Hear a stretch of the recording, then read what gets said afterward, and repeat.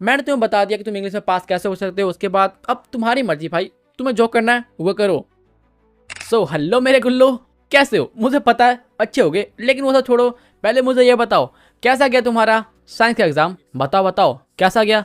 अच्छा गया ना? हाँ मुझे पता है तुम्हारा साइंस का एग्जाम बेस्ट गया होगा। और देखो जिसका एग्जाम बेस्ट गया उसके लिए अच्छी बात है, लेकिन जिसका एग्जाम थोड़ा खराब गया तो देखो टेंशन मत लो भाई, तुमने अपना बेस्ट दिया वो बड़ी बात है। इसलिए देखो टेंशन मत लो, जो हो गया सो हो गया, बात गई रात गई। अब फोकस करो अगले एग्जाम पर जो कि है तुम्हारा इंग्लिश का। और देखो जहां तक मुझे पता है बिहार में 85% ऐसे बच्चे हैं जिनको इंग्लिश नहीं आती है।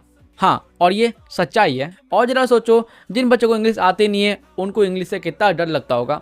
क्यों लगता है ना? हालांकि देखो तुम्हारा एक कंफ्यूजन दूर कर दूं, अगर तुम इंग्लिश के एग्जाम में फेल भी हो जाते हो, मतलब अगर तुम्हारे इंग्लिश के एग्जाम में 0 मार्क्स भी आते हैं फिर भी तुम एग्जाम में फेल नहीं होगे। हाँ भाई इंग्लिश में फेल हो गए कोई दिक्कत नहीं है, लेकिन जो तुम्हारे 5 मेन सब्जेक्ट है उसमें फेल मत होना प्लीज। और मुझे लगता है बिहार में 10th में इंग्लिश के नंबर नहीं जुड़ते हैं, शायद इसलिए बच्चे इंग्लिश में लापरवाही करते हैं। क्यों? तुमने भी इसलिए किया है ना? हाँ मुझे पता है, और मुझे यही पता है तुम में से 90% ऐसे बच्चे हैं जिन्होंने 10th में इंग्लिश को छुआ भी नहीं है। हाँ मतलब उन्हें पता ही नहीं है भाई इंग्लिश की बुक कैसी होती है या कितने बुक होते हैं। लेकिन क्योंकि अब तुम्हारा कल एग्जाम है और तुम चाहते हो कि भाई कैसे भी करके, बस कैसे भी करके भाई हमें पास करा दो, तो आ जाओ मैं तुम्हें बताता हूँ कुछ ऐसे तरीके जिसे अगर तुम फॉलो करते हो तो शायद तुम इंग्लिश में पास हो सकते हो।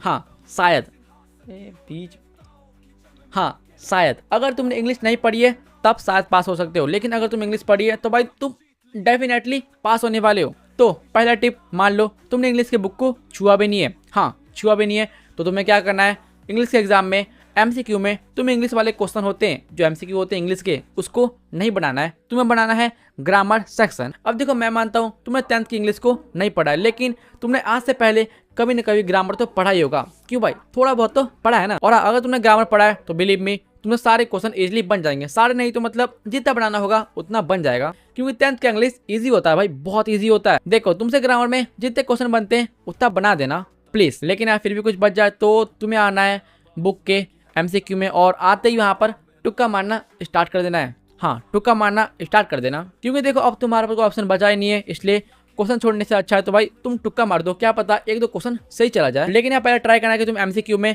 जितने हो सके उतने क्वेश्चन को सही कर दो, कम से कम 15 से 20 क्वेश्चन सही कर दो, तुम्हारा काम हो जाएगा। क्योंकि देखो सब्जेक्टिव में तुम्हें दिक्कत लेने की जरूरत बिल्कुल नहीं है, क्योंकि यहाँ पर नंबर ऐसे फ्री में मिलते हैं। फ्री में वो कैसे मैं बताता हूँ। देखो सब्जेक्टिव सेक्शन में हमसे पूछा जाता है 20 नंबर का गद्यांश। हाँ वही डिस्क्रिप्टिव टाइप क्वेश्चन, उसे हिंदी में गद्यांश बोलते हैं। और मैं मुझे लगता है अगर तुम इंग्लिश नहीं भी आती होगी फिर वो तुम गद्यांश को बना दोगे। 20 नंबर नहीं मिलेंगे, 10 नंबर मिलेंगे, बहुत है। लेकिन हाँ राइटिंग अच्छा रखना और लिखने का तरीका अच्छा रखना, उसके बाद तुम्हें 10 नंबर आराम से मिल जाएंगे। मान लो MCQ से तुम्हें मिले 15 नंबर और इधर गद्यांश से मिल गए तुम्हें 10 नंबर, मतलब 25 नंबर कंप्लीट। उसके बाद सब्जेक्टिव सेक्शन में आगे बढ़ोगे, तुम्हारे सामने आएगा क्वेश्चन आंसर। अगर तुमने बुक पढ़ा है तो बना देना, अगर तुमने बुक नहीं पढ़ा है फिर भी बना देना, छोड़ना मत, थोड़ा बुद्धि लगाना और जो हो सके जितना हो सके उतना लिख देना अच्छी राइटिंग में, बिल्कुल प्यार से 1-2 नंबर मिल जाएगा। हाँ अगर राइटिंग अच्छी रहेगी तो भाई 1-2 नंबर तो मिल ही जाएगा। उसके बाद तुम्हारे सामने आता है बहुत सारे ऑप्शन, तुम लेटर बनाओ, तुम स्पीक बनाओ, या तुम नोट्स बनाओ, या तुम समरी बनाओ, तुम्हें जो बनाना है वो बनाओ। लेकिन मैं तुम्हें सजेस्ट करूंगा कि भाई तुम लेटर बनाना, यानी कि एप्लीकेशन, क्योंकि भाई मुझे पता है तुम लोग बचपन से एप्लीकेशन पढ़ते आ रहे हो, इसलिए तुम कुछ न कुछ तो लिख ही दोगे, थोड़ा बहुत तो लिख ही दोगे। अरे पूरा एप्लीकेशन नहीं लिख सकते तो क्या हो गया भाई, कम से कम ये लिख देना,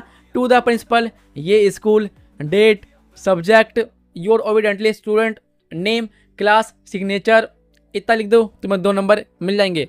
हाँ भाई लेटर में मिल जाते हैं, इसलिए बस इतना बोलूंगा, जो भी लिखना है लिख दो, कॉपी भर दो प्लीज, बस छोड़ना मत। अच्छी राइटिंग रखो और प्रेजेंटेशन थोड़ा अच्छा करना। उसके बाद तुम्हें नंबर क्या, क्यों बीच में आ जाता, तुम्हें नंबर क्या, नंबर के मतलब तुम अच्छे नंबर मिल जाएंगे। और एक और टिप अपने पास रखो, तुम्हारे पास अभी जितने घंटे बचे भाई, घूमना बाद में, एग्जाम खत्म हो जाए फिर घूमते रहना, लेकिन इन बचे हुए घंटे में तुम्हें क्या करना है, ग्रामर के कुछ रूल्स को याद कर लो, वो टॉपिक जो कि एग्जाम में आते हैं। कौन कौन सा टॉपिक?